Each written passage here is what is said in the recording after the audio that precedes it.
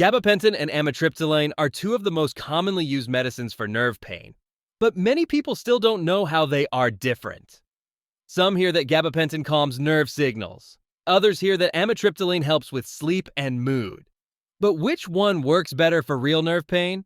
And which one is safer for you?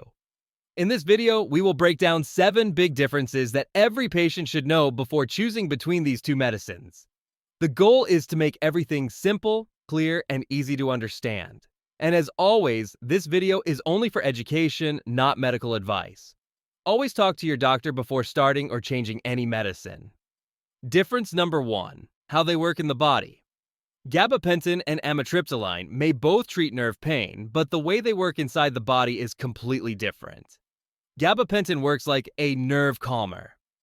When nerves fire too fast or send wrong signals to the brain, this medicine slows them down, almost like reducing the volume on an overactive speaker. Many people with burning, stabbing, or shooting pain feel relief because their nerves finally relax. Amitriptyline works in a totally different way. Instead of calming nerves directly, it changes the levels of certain brain chemicals, mainly serotonin and norepinephrine. These chemicals help control pain, mood, and sleep. When they are balanced, the brain becomes better at blocking pain signals. A simple way to understand this is, gabapentin slows down the nerves, amitriptyline balances the brain. Both can reduce pain, but the path they use is not the same. And this difference matters because your response depends on how your body reacts to nerve calming versus chemical balancing. This is the first major difference that decides which medicine might work better for someone's specific type of nerve pain. Difference number 2. Conditions. They treat. Even though gabapentin and amitriptyline are often used for similar problems, the list of conditions they treat is not identical. Gabapentin is mainly designed for nerve-related issues. Doctors use it for diabetic nerve pain, shingles nerve pain, and sometimes for nerve pain after injuries or surgeries.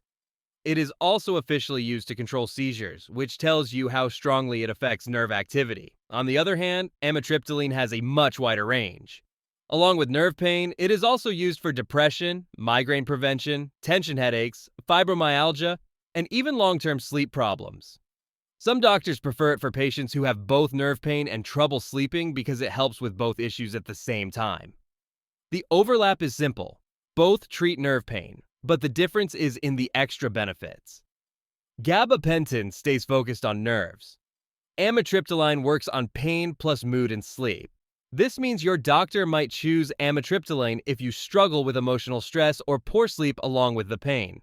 But if you need something purely for nerve overactivity, gabapentin might be the simpler option.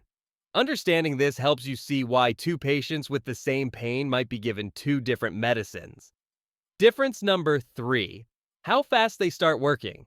One of the biggest surprises for many people is that neither gabapentin nor amitriptyline gives fast, same-day relief. Gabapentin usually takes several days to start reducing nerve pain, and sometimes it may take 1 to 3 weeks to show its full strength. The body needs time to adjust to the medicine, and the dose often needs to be increased slowly. Some people feel mild relief early, while others only notice improvements after the dose reaches a certain level. Amitriptyline works a little differently. Many people feel sleepy on the very first night, which can make them think the medicine is working instantly. But the actual nerve pain relief usually takes time, often 2 to 4 weeks. The sleep effect appears fast, but the pain effect is slow. This is why patients sometimes stop early because they expect quick results. The truth is simple and honest. Both medicines take time to build up in the body. They are long-acting, not quick-fix painkillers, and understanding this prevents disappointment and helps people stay patient while the medicine does its job slowly and steadily. Difference number 4. Side effects. Every medicine has side effects, and these two have very different patterns. Gabapentin commonly causes dizziness, sleepiness, swelling in the legs, and trouble with coordination. Many people describe it as a soft or foggy feeling in the head, especially when starting the medicine or increasing the dose. It usually does not cause stomach issues or dry mouth. Amitriptyline, however, has a more old-fashioned side effect profile. It can cause dry mouth, constipation, blurred vision, weight gain, and a heavy feeling in the body the next morning. Some people feel like their mouth becomes unusually dry or their body feels extra heavy when waking up. The best way to compare them is gabapentin makes you feel sleepy or dizzy. Amitriptyline makes you feel dry, heavy, and slow. Neither is dangerous when used correctly, but each has a very different side effect personality. People who want cleaner mornings may prefer gabapentin, while those who need strong nighttime sedation may prefer amitriptyline. The key point is simple. The side effects often decide which medicine a patient can tolerate better. Difference number 5. Daytime sleepiness. Both medicines can cause sleepiness, but the type of sleepiness is not the same. Gabapentin often creates a calm, relaxing drowsiness. Some people feel sleepy during the day, but it usually does not leave a heavy or hungover feeling. It feels more like natural tiredness, especially when the dose is higher. Amitriptyline, on the other hand, is known for its strong nighttime sedation. Most people feel extremely sleepy within a few hours after taking it. The problem appears the next morning. Many wake up with a groggy, cloudy, slow feeling. It can take a few hours to fully wake up. That is why doctors usually recommend taking amitriptyline very early in the evening, not right before bed. In simple terms, gabapentin causes soft sleepiness. Amitriptyline causes deep sleepiness with a morning hangover. For people who need help sleeping, this may be good. But for people who need to wake up early and stay sharp, it can be a problem.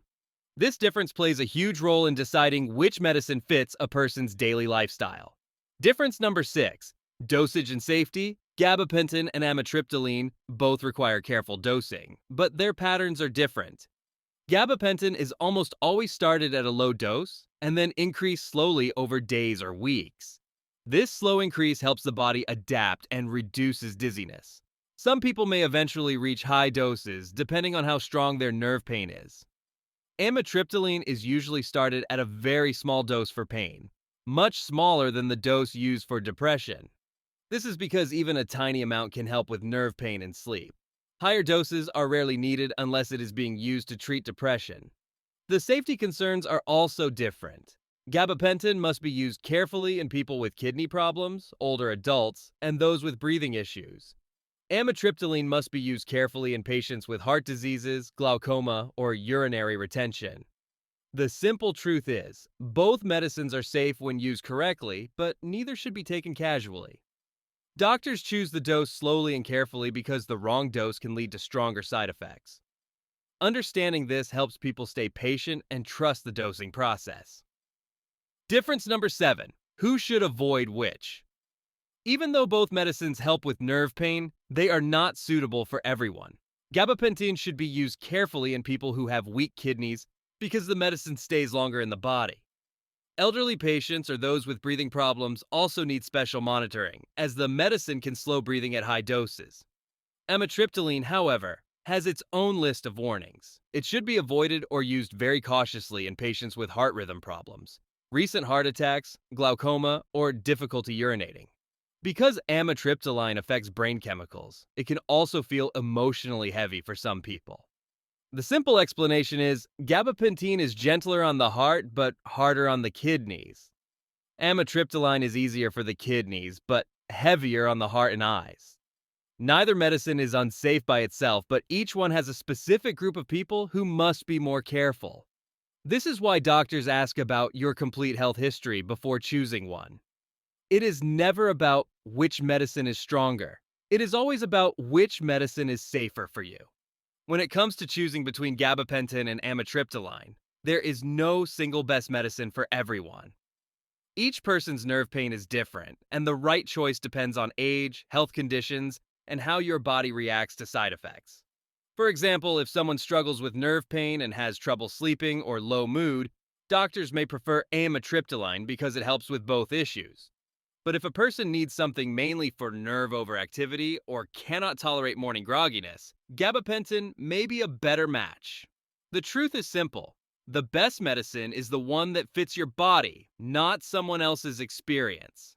That's why doctors ask many questions before choosing and why you should never compare your results with others.